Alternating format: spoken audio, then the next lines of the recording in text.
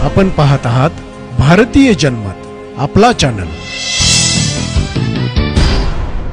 नमस्कार, मी मानसी धामणसकर। आपण पाहत आहात भारतीय जनमत न्यूज। नजर टाकत त्याच्या ठळक घडामोडींवर।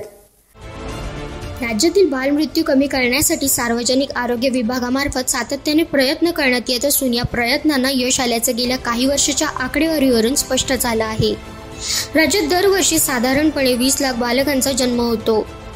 यापैकी 8 लाख बालकांचा जन्म हा आरोग्य विभागाच्या रुग्णालयांमध्ये होतो, तर 4 लाख बालकांचा जन्म हा महापालिका किंवा नगरपालिकांच्या रुग्णालयांमध्ये होतो। सुमारे 8 लाख बालकांचा जन्म हा खासगी रुग्णालयांमध्ये होतो, असे आरोग्य विभागाच्या सूत्रांनी सांगितले। 2022-23 मध्ये राज्यात 17,150 बालमृत्यूंची नोंद करण्यात आली, तर 2023-24 मध्ये हेच प्रमाण कमी होऊन 13,809 बालकांच्या मृत्यूची नोंद आहे। बालमृत्यूंचे प्रमाण कमी करण्यासाठी गेली काही वर्षे आरोग्य विभागाच्या माध्यमातून पद्धतशीर उपाययोजना करण्यात येत असून त्याचेच हे सकारात्मक परिणाम असल्याचं आरोग्य संचालक डॉक्टर नितीन अंबाडेकर यांनी सांगितले।